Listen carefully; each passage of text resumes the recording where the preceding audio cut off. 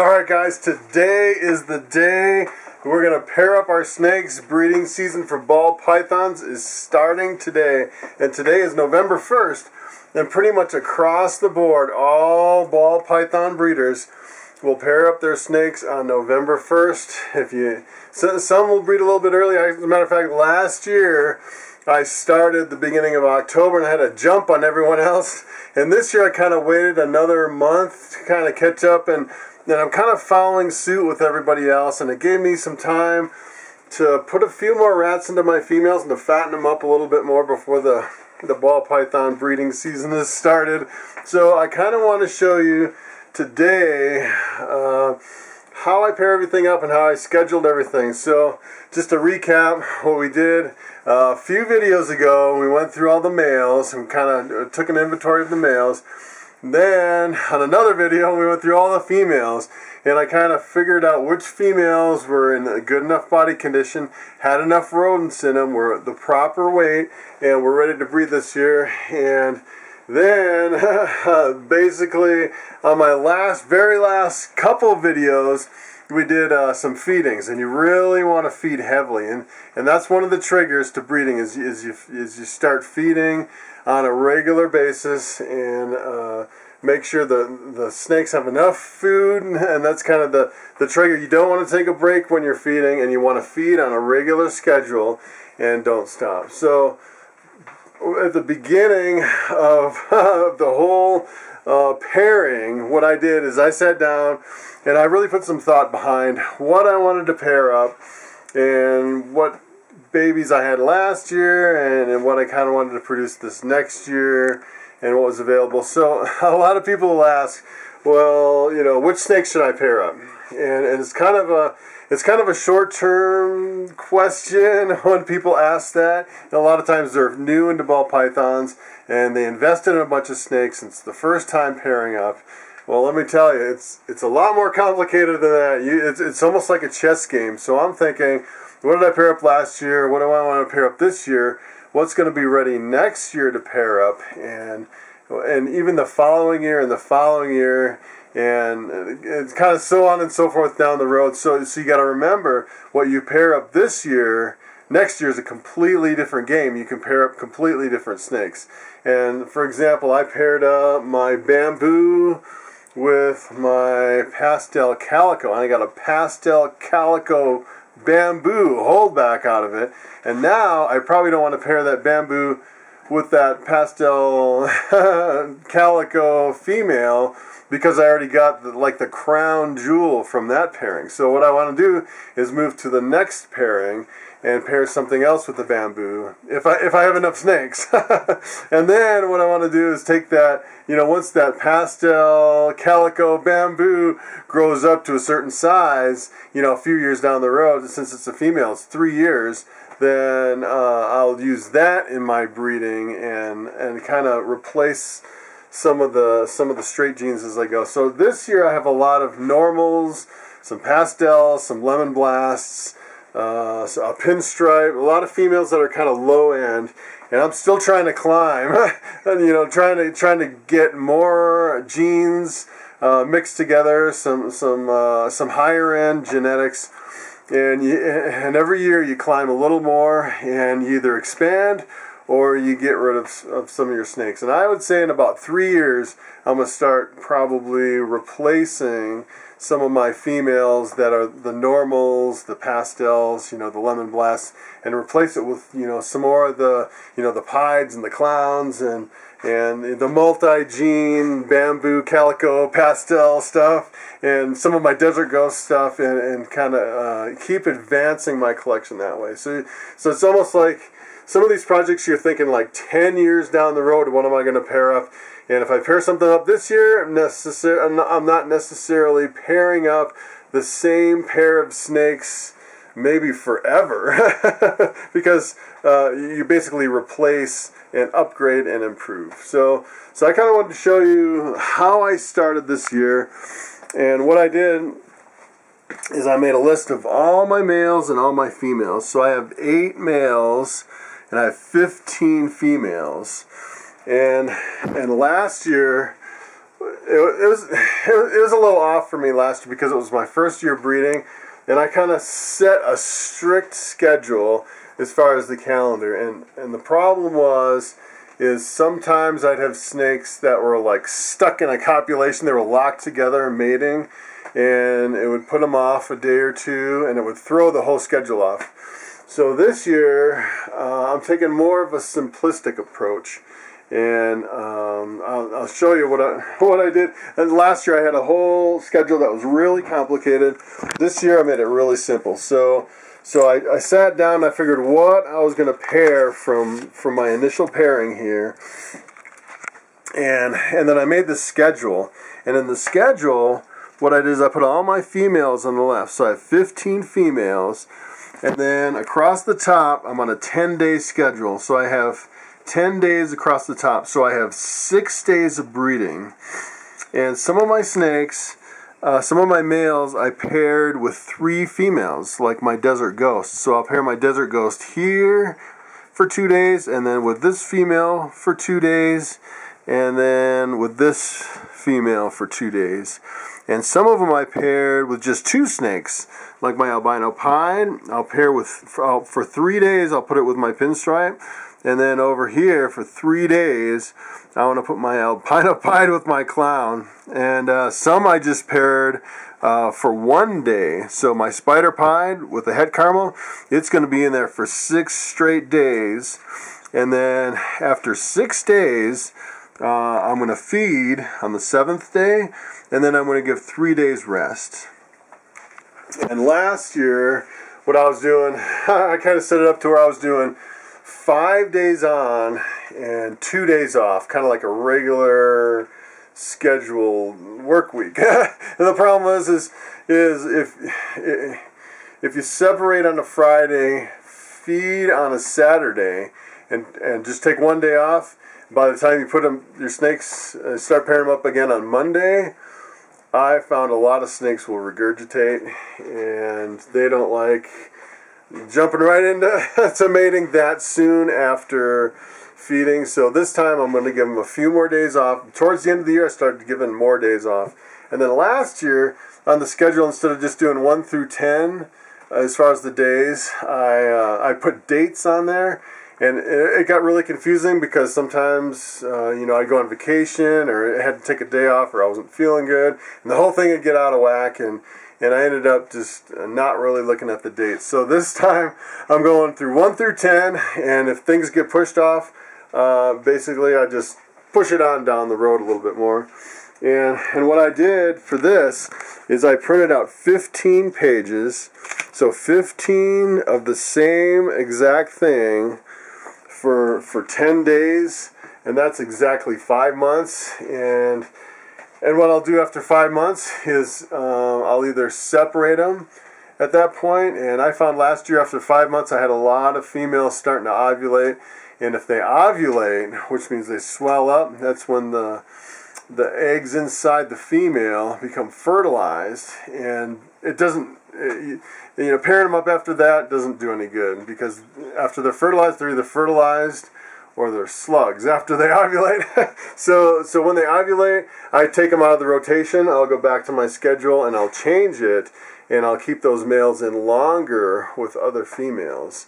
So that's kind of how I'm planning and scheduling, and I think it's a lot easier. A lot of people, they'll go through their females and they'll do ultrasounds a lot. I've seen that, and they say, oh yeah, you need to pair up at a certain follicle size through the breeding season. And that, I found that's extremely complicated, and I followed some of those people that did that, and it seemed like they end up with a lot of slugs, and I would rather just put them right in the tubs, rotate them through, whether they're shedding or not, no matter what's going on, and just keep rotating for 5 months through the tubs. And that's what I did last year, and I had really good success. As a matter of fact, last year I only had 2 slugs out of over 100 eggs, which is pretty amazing, which means my males really did a good job. So that's pretty much my scheduling. And what I really want to do now is kind of set this camera up on a tripod, and I want to show you some of my pairs that I'm going to pair up and kind of tell you what I'm shooting for as the crown jewel from the pairing. So here's probably my most anticipated pair of snakes. I'm so excited that these guys are up to size. This is my pastel desert ghost male and my pastel spider desert ghost female. I could get super pastel spider desert ghosts. I guess that would be the crown jewel. And desert ghosts and pastel desert ghosts and spider desert ghosts. Everything will be desert ghost, which is a recessive gene. And I'm really excited about that pairing. Okay, so I decided to bring my clown female into the rotation this year. She's pretty young, but I think she has the size. She's pretty close to 1,500 grams. And keep in mind, as the season progresses, she'll keep getting older and older and age. I had some males that started really young last year, and a couple months into the breeding season, they reached the right size and maturity. So I think it's possible that these guys could really go this year. So this is my albino pied male, which is a double recessive, and my clown female, which is another recessive. So if they actually breed and I get eggs, all the babies will look normal. They will be triple recessive, and kind of the crown jewel would be breeding the babies back together. And I could pop a whole rainbow of stuff out. I would get clowns, albinos, pieds, clown pieds, albino clowns, albino pied clowns. I get a whole range of stuff out of those babies that look normal, which would be pretty amazing. Alright, I'm really excited about this pairing.